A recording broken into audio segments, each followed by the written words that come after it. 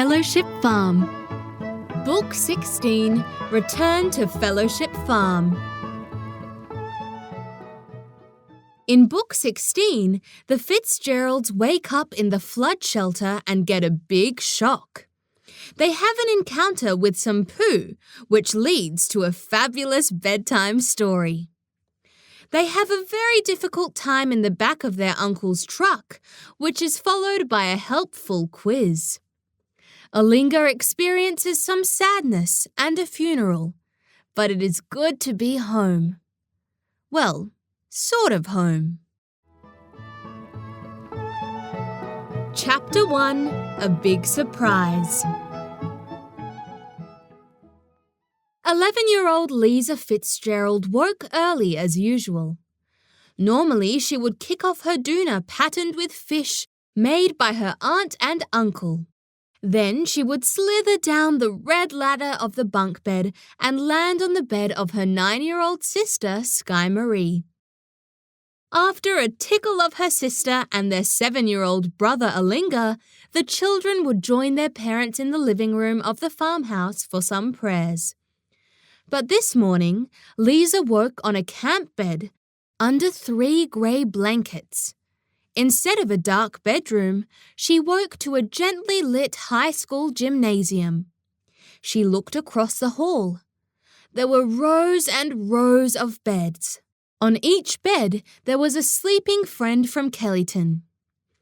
In the beds nearby lay Sky Marie, Olingah, and their parents Romy and Flip. Lisa couldn't actually see Olingah, as he had burrowed under his blankets like a wombat. Even his head was completely covered by the blankets. The air felt cool and damp on her face, and Lisa was reluctant to get out of her bed. Normally, she had to get up on time, even when it was cold and dark. There were chores to do before catching the bus to school. Feeding the pigs, feeding the farm dogs, letting out the chickens, feeding the pigeons, feeding and playing with the pet puppies.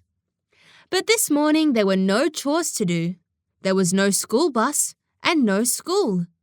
In fact, Lisa could see the driver of the school bus, Ms. Rowbottom, sleeping a few beds away. Lisa could also hear her gently snoring. The Fitzgerald family and many others from Kellyton had spent the night in a shelter. Kellyton and Fellowship Farm had been flooded from days of rain. As she lay in her bed, Lisa listened for the sound of rain on the metal roof of the gym. She couldn't hear any rain. "Ya Baha'i," she said softly to herself. Gradually, the Fitzgeralds and some of the other friends woke and started to get out of their beds. They quickly pulled on their warm clothes and shoes before heading out of the gym to use the school toilets. By 7 o'clock, there was a lot of movement and chatter.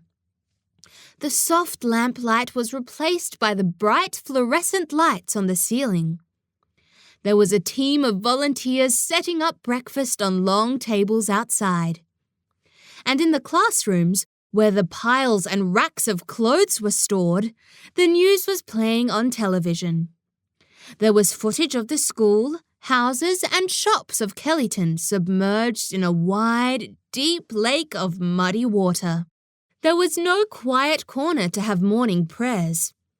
The Fitzgeralds pulled 2 of the beds closer together and sat opposite each other in 2 rows. Flip reached for the guitar and the children closed their eyes. They tried hard to block out all the sounds around them and focus on the prayers. It wasn't easy. There were babies crying, children calling out, adults talking, chairs being scraped around tables in the breakfast area outside, and someone was playing music on their phone nearby. But they did their best. Together they softly sang many prayers, including Sky Marie's favourite. "Oh God, guide me, protect me, make of me a shining lamp and a brilliant star. Thou art the mighty and the powerful. Their beloved friend and junior youth animator Ruha had taught them how to sing the prayer in harmony and in Tongan, so they sang it many times through. While the family was singing prayers, curious children and some adults attracted by the music gathered around to listen. Lisa, Sky Marie and Olingah didn't notice them because their eyes were closed and their hearts were turned to God. When they had finished, they slowly opened their eyes. They were very surprised to see the group of friends sitting and standing near their beds. But as they looked around at the smiling friends, they saw something that gave them an even bigger surprise. Suddenly, all reverence was completely abandoned. The children leaped up from the beds, screaming. Chapter 2. The Dragon Slayer. Standing behind the Kellyton friends was someone tall, broad, and hairy. He was wearing a bright red woolen hat with cat ears over his thick grey hair. He was wearing his unusual big red flannelette shirt, covered in an old worn but very warm jumper. He also had khaki pants covered in coloured patches and large, dirty white gumboots. His bearded face was grinning from ear to ear. "Uncle Jack!" The three children squealed loudly all at the same time. Within seconds, they had scrambled over to him and were being given the Uncle Jack squeeze. They were lifted off their feet in his strong arms. He rubbed his beard on their cheeks, which scratched and tickled, before placing them back on the ground. "What are you doing here?" Lisa asked, giggling and rubbing her cheek. "What am I doing here?" cried Uncle Jack loudly. "I've come to rescue you from the dragon. It's all over the news. Kellyton attacked by a dragon. I've ridden through the night on my trusty white horse to slay him and take you safely to my castle. Now, where is the dragon?" The eyes of the Kellyton children standing nearby opened very wide, and they moved a little closer to their parents. Olingah started to laugh, and soon he was laughing so hard he wondered if he was going to wet his pants. He sat down on the bed and tried to concentrate on making sure that didn't happen. "There's no dragon, Uncle Jack," said Sky Marie. "What?" boomed Uncle Jack, and even people on the other side of the hall looked up from where they were making their beds. "There was a flood," Lisa explained patiently, giggling. "A flood?" cried Uncle Jack. "What use will my trusty sword be on a flood?" "No use," replied Sky Marie. "Then how shall I rescue you?" bellowed Uncle Jack, raising his arms dramatically, with his palms turned toward the ceiling. "Maybe with a boat?" suggested Lisa. Uncle Jack looked suddenly relieved. "It just turns out," he said, "that along with my sword, I brought my boat." Olingah was still trying to stop laughing as he said, "Did you bring your boat on your horse, Uncle Jack?" This set Olingah off again and he doubled over, holding his tummy. "But of course," replied Uncle Jack. Olingah started to laugh uncontrollably. Romy stepped over to Uncle Jack and gave her brother a hug. "How about you tell us all about it while we have some breakfast?" Suddenly, Olingah stopped laughing, though nobody noticed. "An excellent suggestion from my brilliant sister," replied Uncle Jack.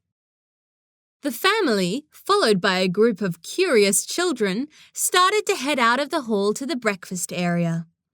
As Flip walked past Olingah, who was still sitting on the end of his bed, Olingah reached out and gently touched his dad's hand. Flip saw that Olingah had stopped laughing and instead was looking very worried. "What is it, Sunshine?" Flip asked. Olingah beckoned to his dad to put his ear close to Olingah's mouth. Flip leaned over. "I laughed so much I wet my pants," whispered Olingah. Tears of embarrassment were brimming in Olingah's eyes. Flip kissed Olingah's forehead and said, "Not a problem. Just wait a moment." Olingah felt relief flood through him. He knew his dad would make everything okay.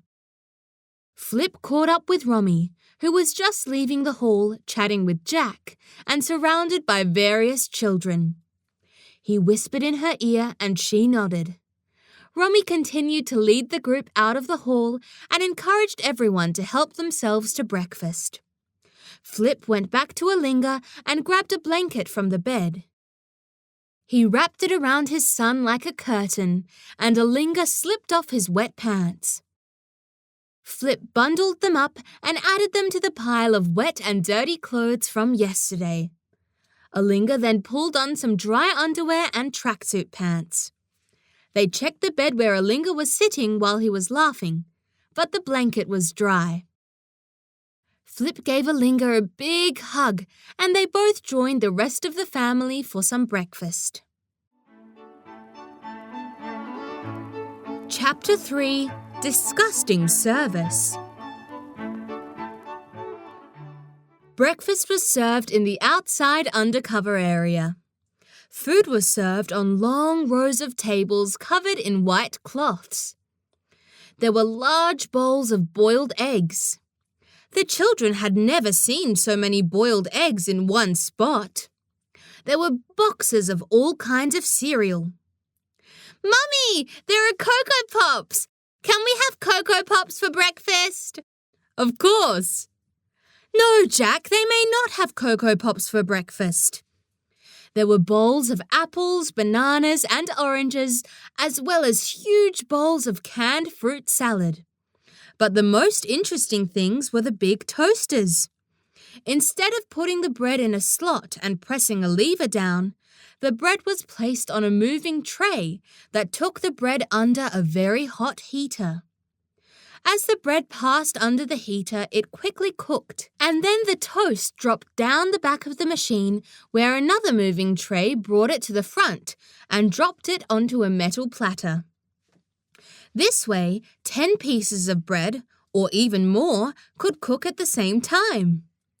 Olingah and Sky Marie ate 4 pieces of toast for breakfast, just so they could watch it cooking. After breakfast, they felt very, very full. Everyone was very relieved to see that the rain clouds had largely cleared.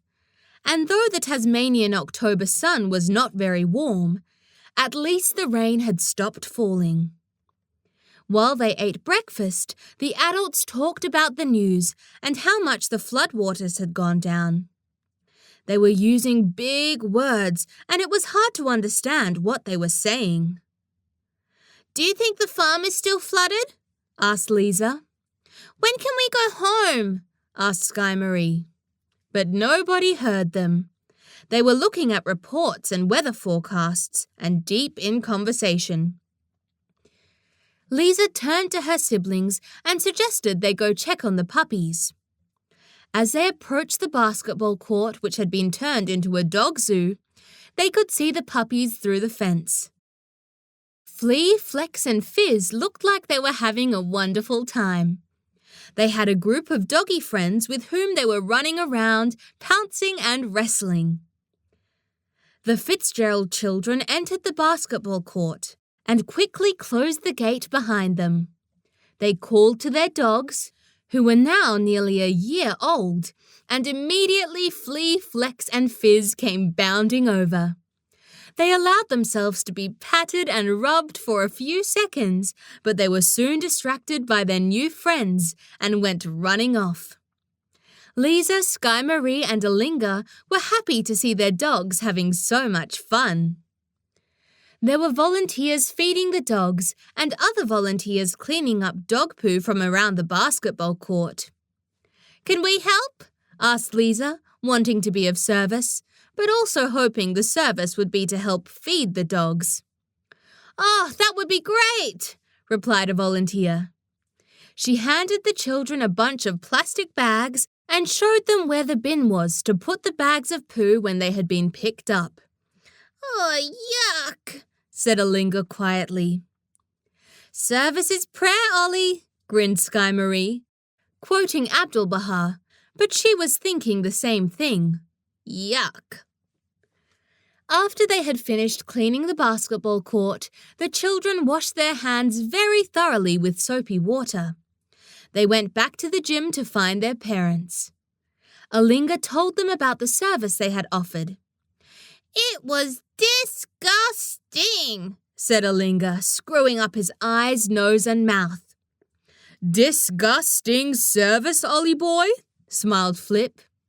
"That reminds me of an excellent story to tell you before bed tonight."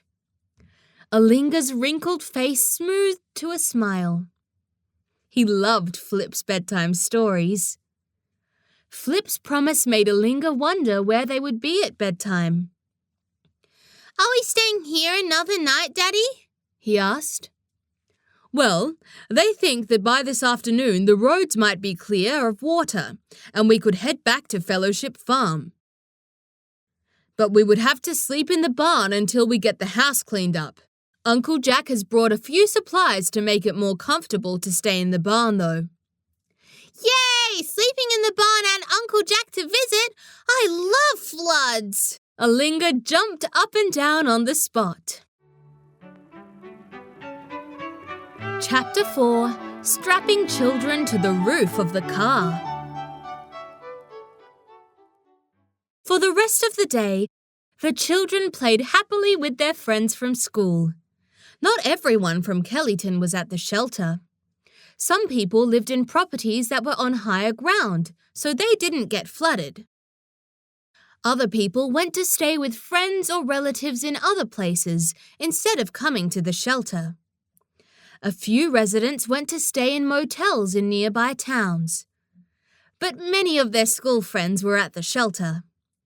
There were lots of games and toys in the classroom that was set up as a games room. And now that the sun was shining, they could play outside. Lisa and her friends played fly for hours, jumping over the sticks until their tummy muscles hurt. Sky Marie found some children who were keen to play soccer, even though the grass field was soggy.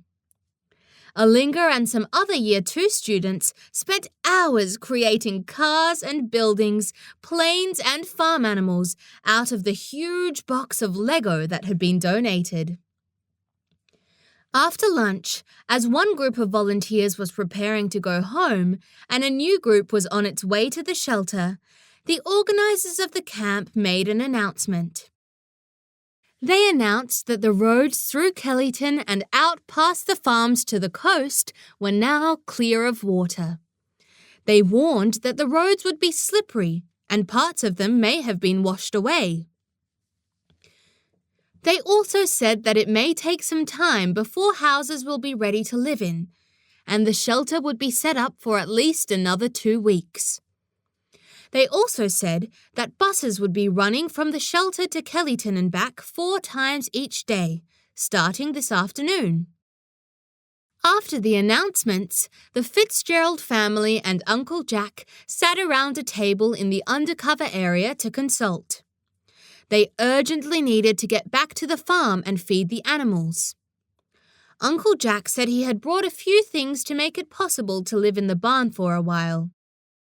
He had also brought a lot of cleaning supplies to help get the house clean. When they had considered all the information, the family decided to leave the shelter and return to the farm. The only problem was there were 6 of them.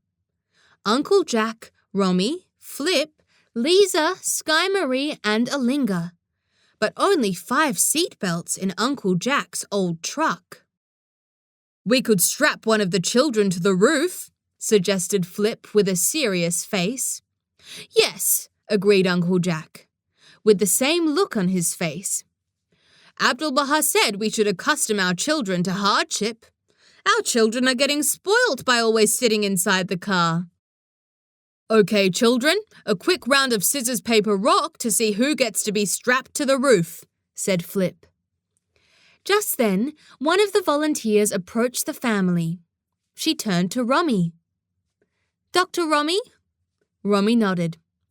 "We need a vet. One of the dogs has a cut, which is starting to look infected. Someone said to ask you if you could help." Romy nodded again. "I'll be right there." Romy smiled at the volunteer. She then turned to the family. "Right, that's settled then. No need to strap any children to anything. You all head back to the farm. I'll go have a look at this dog and any others needing attention. I'll catch the bus out to the farm later in the afternoon." Romy quickly kissed each of the members of her family and hurried off to see the sick dog. Uncle Jack was looking disappointed. "Well, we could strap someone to the roof anyway, even though we have enough seatbelts just for fun." He looked at Flip. Flip nodded vigorously. The children leapt up and onto their uncle, pretending to beat him. When they had duly punished their uncle for his wicked suggestions, Flip said, "Okay, let's get your belongings packed up and into the truck. The animals on Fellowship Farm are wondering why they are fasting in October, when March is the month of the fast." The children hurried to the gym. They shoved their wet and dirty clothes into plastic garbage bags provided by the shelter staff. They pulled the sheets and pillowcases off their beds and put them in a big container at the end of the hall. They folded their blankets and left them on the end of the bed. They said quick goodbyes to the friends that were in the hall and a big thank you to the people running the shelter.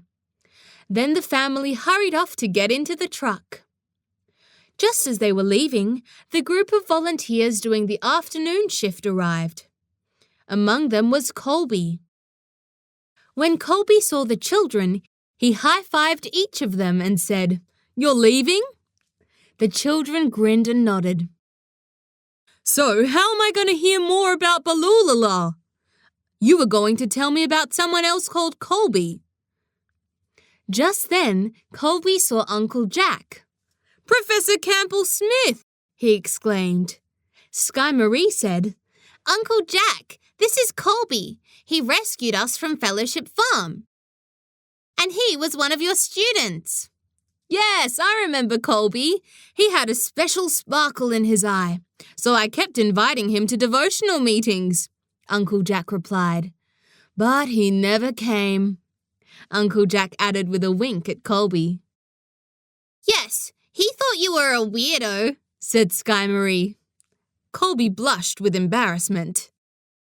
"Well, that of course is true," said Uncle Jack, nodding wisely, and a flush of relief washed over Colby's face that Jack had not taken offense. "But now he wants to learn more about Baha'u'llah, Uncle Jack, and Dad was going to tell him about another Colby, and he comes from the island of Skye in Scotland." Uncle Jack listened and nodded, smiling at Sky Marie and then at Colby. Chapter 5, Uncle Jack's Minute. Flip and the children continued to the truck. Uncle Jack said he would be there in a minute. He turned around and walked back into the hall with Colby. "Who's in charge of the shelter?" Uncle Jack asked Colby. Colby pointed to the woman who was speaking to the afternoon shift volunteers and assigning them tasks. Uncle Jack waited until she had finished. Then he approached her and said, "Could you please excuse young Colby here from service? There is a very urgent and important issue that we need to discuss." The woman nodded. Jack led Colby to a table in the undercover area that was as far away from all the other activity as possible. He invited Colby to take a seat. They started to talk. Outside, in the school car park, Flip and the children found the truck. Attached to the back of the truck was Uncle Jack's boat. The tray of the truck was covered in a tarpaulin. Flip and the children shoved their plastic bags of dirty clothes under the tarpaulin. They climbed into the cabin to wait for their uncle. Much, much more than a minute passed, but Uncle Jack did not come out. Eventually, Lisa suggested playing I Spy. They played for a long time. Then Sky Marie suggested they go through the alphabet and think of a virtue for every letter of the alphabet. A is for awesome, said Olingah. I don't know if awesome is really a virtue, Ollie, said Flip. What's a virtue that begins with A? Audacity, assertiveness, called Lisa. Hey, it's my turn, said Olingah with a pout. Sorry, Ollie, said Lisa. You can do the letter B. Okay, B is for... Olingah thought and thought. Brave, he suddenly shouted. Well done, Sunshine, said Flip. Your turn, Sky Marie, grinned Olingah. C is for courage, said Sky Marie. D is for determination, said Lisa without even thinking. They went through the whole alphabet. X was a really tricky one. Flip suggested they think of a virtue that has an X in it, even if it doesn't start with X. That made it easier. Excellent! They all said at once. Then Flip suggested they play the same game, but think of something from the Baha'i faith for each letter. Can I start? Can I start? Said Olingah, bouncing on the seat of the truck. A is for Abdul Baha. And B is for Baha'u'llah, said Sky Marie. C is for the center of the covenant, said Lisa. D is for devotional meetings, said Flip, and on they went. When they finished this game, Uncle Jack still hadn't appeared. A bus pulled up out the front of the shelter, and a line of Kellyton residents filed out of the school and climbed on. Among them was Rummy. It looked like Rummy was going to arrive at Fellowship Farm before them, even though they were ready to go long before she was. Inside the bus and looking through the window, Rummy caught sight of her brother's truck in the car park. She waved and the children opened the windows of the truck and waved back. Rummy made a questioning face, as if to say, "Why are you still here?" But it was impossible to explain through sign language. The bus pulled out onto the road as the children blew kisses to their mother. The children tried to think of other games to play, but they were getting hungry, cold, and tired. It was very uncomfortable sitting in Uncle Jack's truck for such a long time. There were big holes in the seats, just covered by blankets. "Come on, Uncle Jack," moaned Olingah. "What's taking him so long?" Sky Marie groaned. After some more time had passed, Lisa asked, "Can we go back into the shelter?" "You may," said Flip. The children unbuckled their seatbelts and piled out of the truck. They started to run toward the door of the gym. It felt so good to be out in the fresh air, though it was even colder outside the truck. Just then, Uncle Jack appeared. "Where are you off to then?" he asked, as if he had only been inside for 1 minute, instead of 2 hours. "It's time to go to Fellowship Farm." Uncle Jack strode over to the truck, and the children turned and followed. Chapter 6. Cold, bored, tired, hungry. Rejoice! The children climbed back into the truck and Uncle Jack started the engine. As he pulled out onto the road, Olingah asked, "What took you so long? You said you would be a minute." "Were you uncomfortable in the truck, Ollie?" asked Uncle Jack. "Yep," said Ollie truthfully. "There are big holes in those seats, aren't there?" "Yep," said Ollie again. "Are you hungry, girls?" He looked at them in the rearview mirror. "Starving," they both replied. "Did you ever feel tired waiting for 2 hours?" They all nodded. Did you get cold? Yes, said Olingah. Very good, excellent, outstanding. The children looked at each other with eyebrows raised. What was he talking about?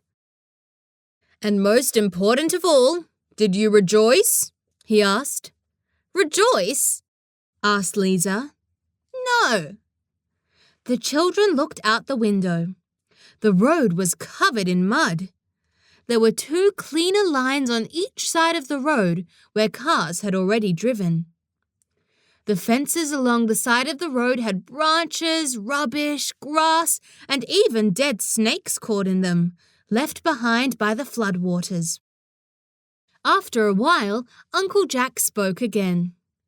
You know that Abdu'l-Baha told us we should make sacrifices as we serve humankind and teach the faith, don't you? The children nodded. Do you know what he said we should do while we make those sacrifices? The children weren't sure. They looked at each other. I'll give you a clue. Choose the correct answer in this quiz, grinned Uncle Jack. While we make sacrifices for the cause, we should A. Cry, B. Complain, C. Moan and groan, or D. Rejoice.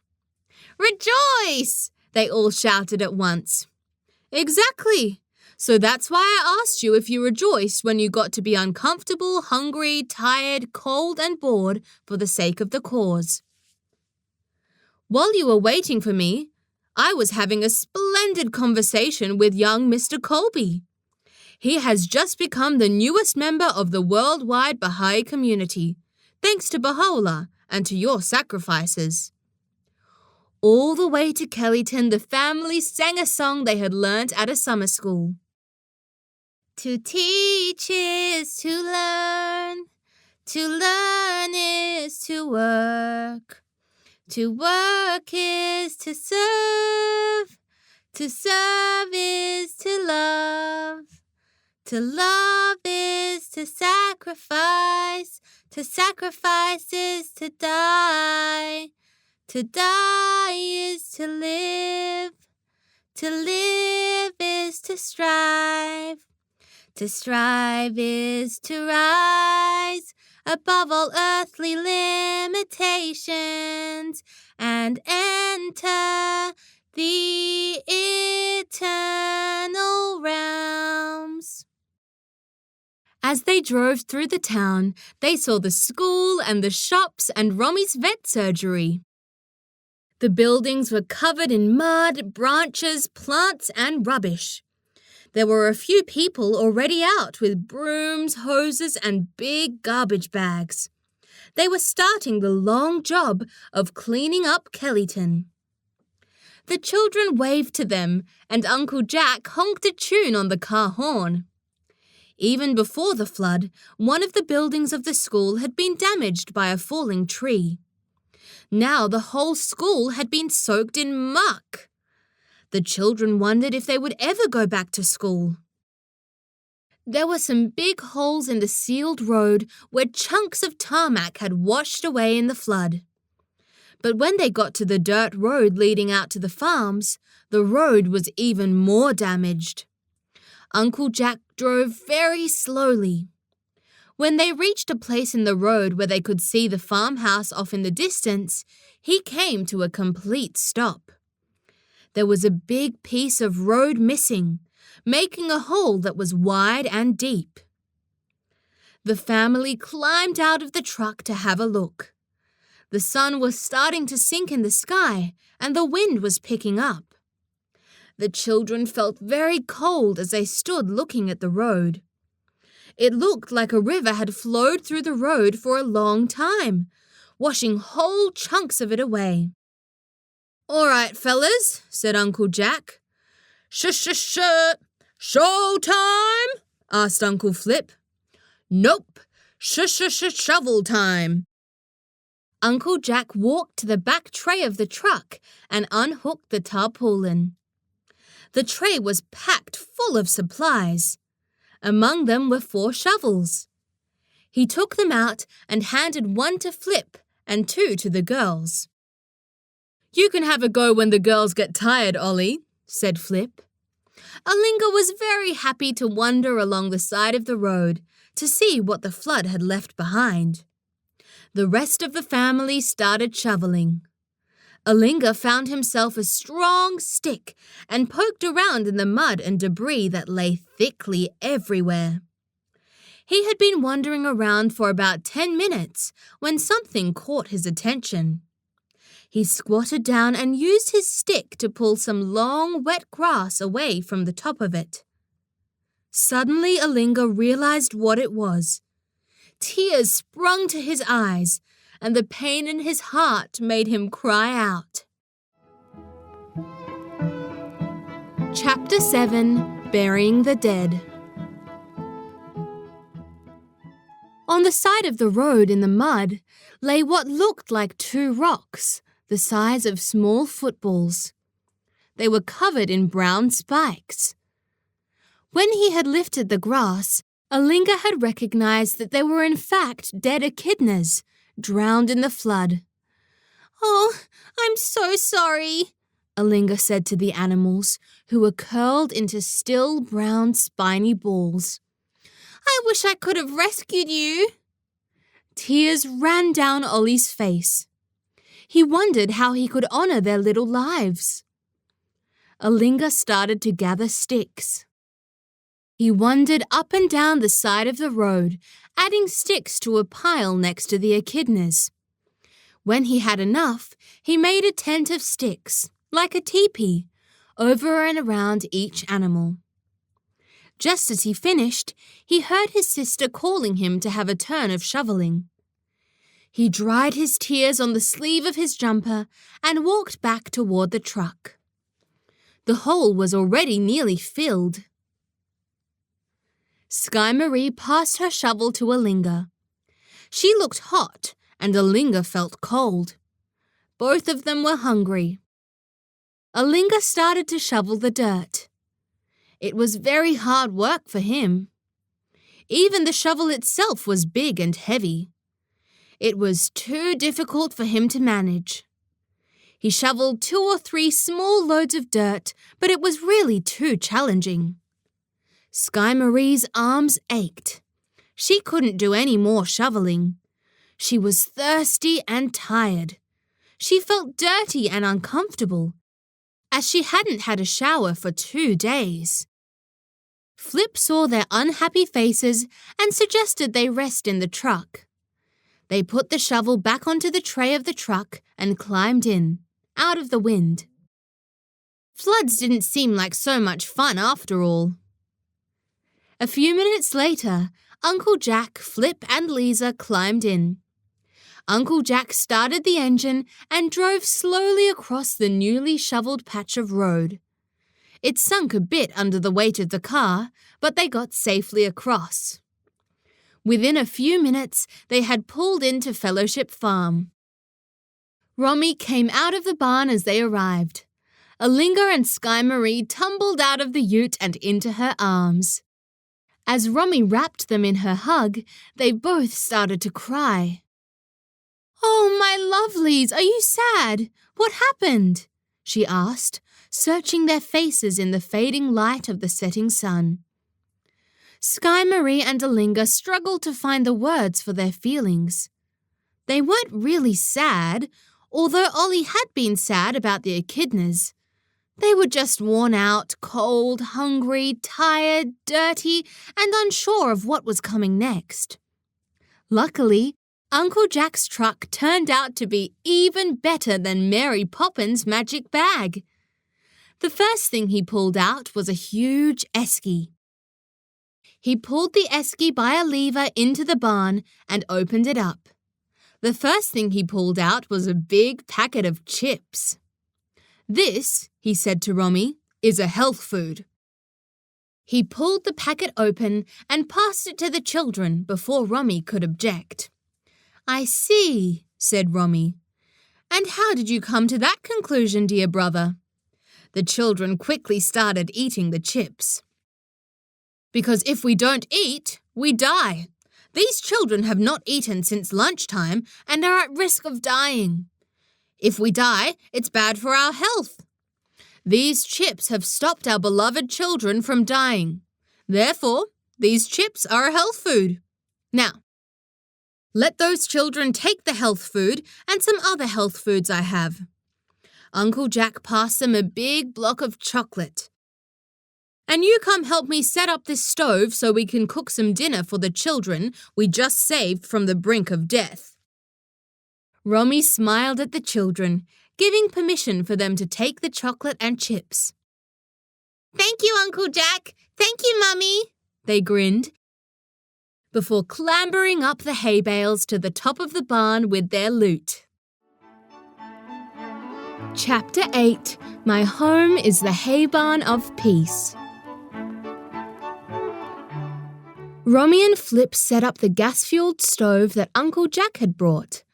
Soon the big pot of vegetable soup that Uncle Jack had prepared before he left Hobart was heating on the stove. Flip stirred the soup, buttered a basket full of bread rolls, and sliced a big block of cheese, all of which had come out of the esky. Romy took the 6 warm sleeping bags, sheets, and pillows that Uncle Jack had brought and set up a corner of the top of the barn as a sleeping space. Uncle Jack set up a powerful battery-powered lamp near the cooking area and passed 2 smaller lamps up to the children to put at the top of the barn. He pulled a gas tank out of the truck, which linked to a water heater. In the far corner of the barn, he rigged up a shower. He even rigged up a curtain around it for privacy, and a wooden pallet to stand on while they washed. At the top of the haystack, the children lay on their tummies, which were quickly filling with chips and chocolate, and watched the adults transform the old hay barn into a home. Uncle Jack pulled a big plastic box off the back of the truck, which turned out to be filled with cups, bowls, plates, and cutlery. He even had a plastic basin, washing up soap, and a scrubber to wash the dishes after the meals. He pulled out a couple of foldable tables and 6 foldable chairs. By this time, the children were feeling much better. Lisa called out, "We'll set the table, Uncle Jack." They slid down the hay to the cement floor. "Splendid," puffed Uncle Jack, who had been working hard. "I see those health foods have done their job." While the children set the table, Uncle Jack set up a stool and placed a water esky on top.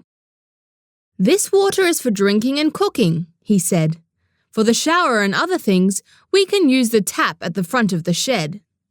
"Yes, Uncle Jack," nodded the children. "And the last thing we need tonight is this." Uncle Jack pulled 2 big zip-up bags from the back of the truck. He passed them to the children, who opened them up. Inside were 3 sets of clothes for each of the 5 members of the family.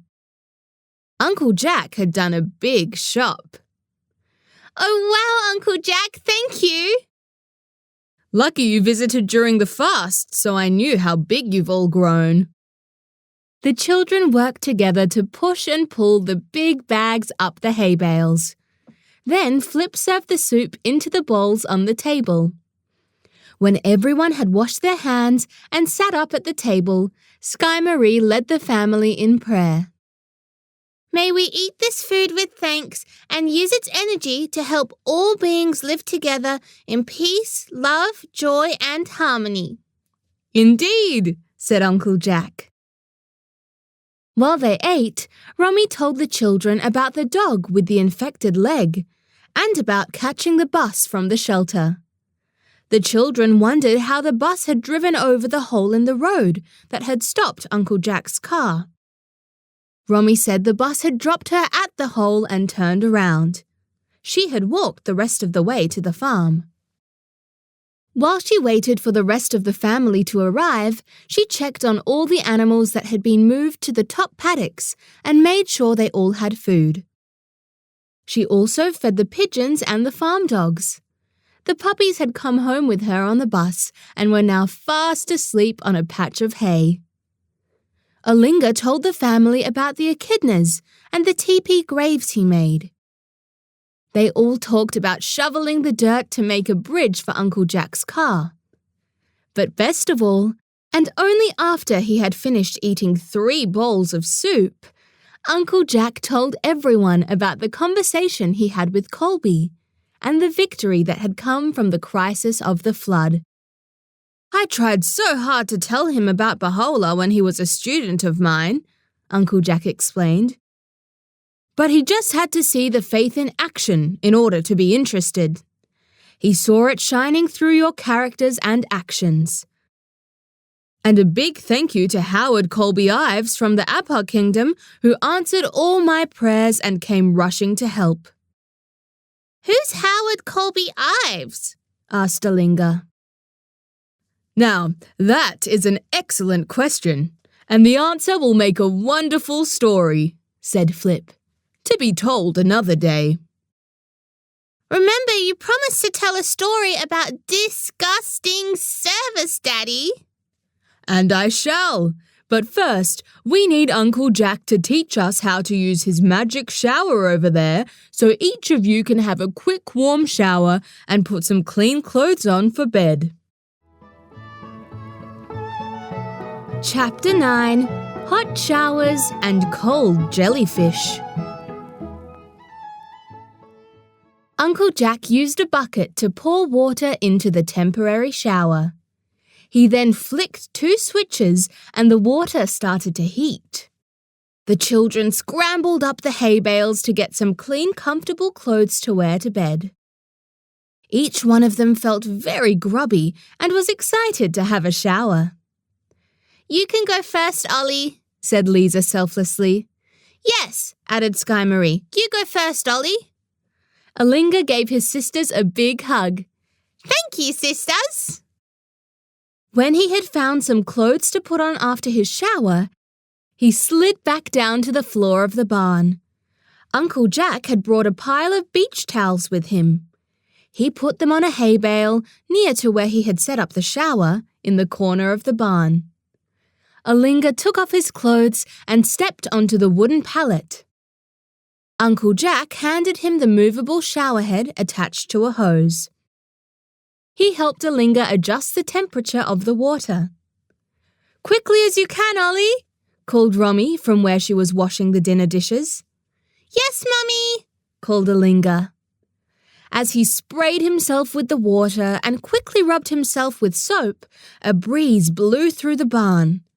It was very chilly, but worst of all, it blew the cold shower curtain against his wet body.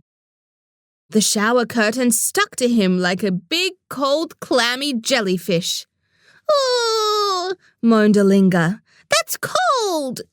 He quickly washed the soap off his body and turned off the water. Sky Marie went next, and after her, Lisa. It felt so good to have clean skin. When they had dried and dressed, they slipped on their gumboots and stepped outside to brush their teeth. The night air was cold, but the sky was clear of clouds. The stars sparkled brightly. "Oh, there's a Southern Cross," said Lisa, pointing. Then she spat out her toothpaste and said, "Look, there's the Southern Cross." There were 4 stars forming a cross and a 5th one off to the side. Just then, a loud screech made them all jump. It was followed by a rustle of leaves. The children realized it was just a possum in a nearby tree. They rinsed their mouths and went back into the shed. The children slipped off their gumboots and climbed up to the top of the barn. They slid into their warm sleeping bags. Romy, Flip, and Uncle Jack then joined them at the top of the barn for evening prayers. There was so much for which to be grateful. All 6 of them sat quietly on the hay bales and turned their hearts to Baha'u'llah. By the light of the lamps, they sang and recited prayers. Uncle Jack recited by heart the tablet of Ahmad. By the time he had finished, all 3 of the children could barely keep their eyes open.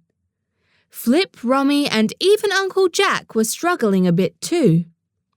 The children lay back on the sheets that Romy had spread across the hay, toasty and warm in their sleeping bags. "You were going to tell us a bedtime story," Lisa reminded Flip sleepily. "Yes, and I will," said Flip. "Unless Uncle Jack wants the privilege," he added, looking at Jack with eyebrows raised. "But of course, certainly," said Uncle Jack. "It would be my honor to tell these delightful offspring a story about beloved Lua Getsinger. Meanwhile, my brother, you should hurry to the shower. You, as we say in French, stink." "Well, I don't think you're going to get a sticker on the virtues chart for a kindly tongue," said Romy. "And I don't think you're going to get a sticker for French either," added Flip. Uncle Jack pretended to look shocked, and he clutched his heart. Flip and Romy pulled some clothes out of the zippered bag and slid down the hay to have showers. Uncle Jack unzipped a sleeping bag and pulled it over his legs like a rug. He began to tell the story. Chapter 10, Lua Getsinger. One of the very first Americans to become a Baha'i was a woman called Lua Getsinger. Abdu'l-Baha loved her very much, and Lua loved Abdu'l-Baha very much. As soon as Lua became a Baha'i, she visited Abdu'l-Baha in Akka. Over the years, she visited Akka many times, and sometimes she was allowed to stay for long periods of time. One day when she was staying with Abdu'l-Baha in Akka, he asked her to do a special job. Lua was very happy to be chosen by Abdu'l-Baha for this service. Abdu'l-Baha said he had a friend who was sick and poor. Abdu'l-Baha had been visiting him and taking care of him. He asked Lua if she would go and visit this friend. He asked Lua to take the man some food and see if he was okay. Lua loved to serve and went happily to the house of Abdu'l-Baha's friend. When she arrived, she got a big shock.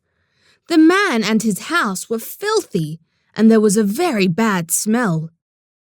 Lua was worried she would get a terrible disease by being in this house. She quickly left and went back to Abdu'l-Baha. She said that she nearly fainted from the smell and sight of his house.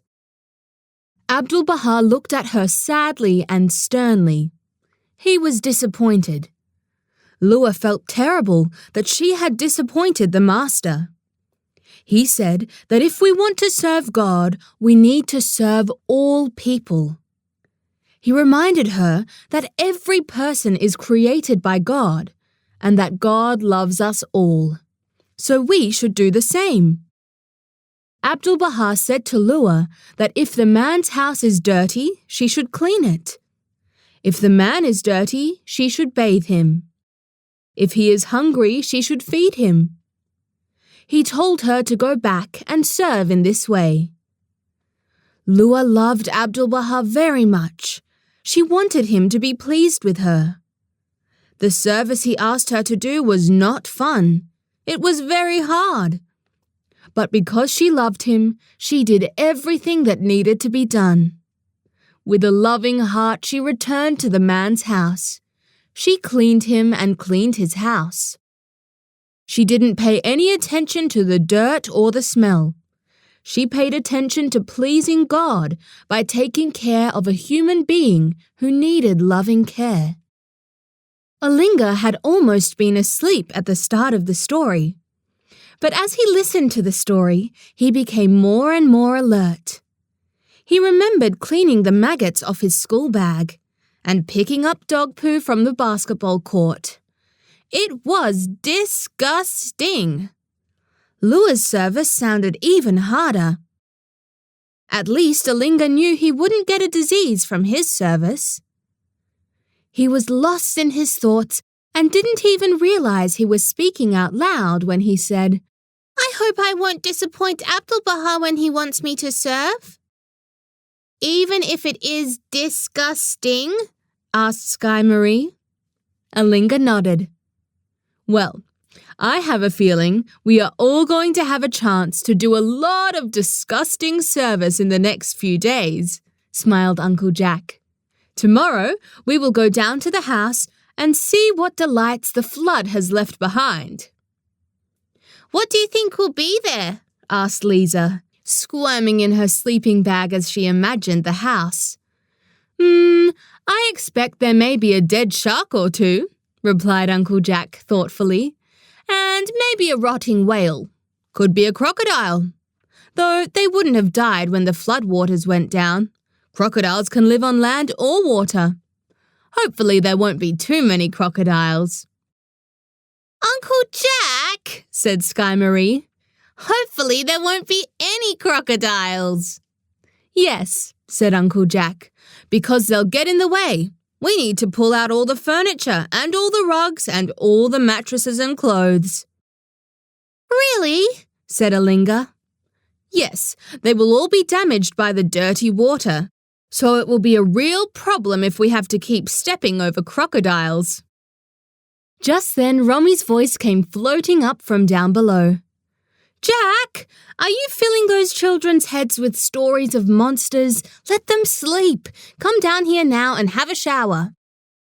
Uncle Jack rolled to his side and pushed himself up. I'd better go, otherwise Romy might start practicing her French on me. He kissed his nieces and nephew goodnight and turned off the lamps. As Uncle Jack eased himself down the bales of hay, the children closed their eyes. They wondered if there really could be crocodiles in their bedroom, though they had never heard of crocodiles in Tasmania before. They would have to wait for the sunrise to find out. But that is another story.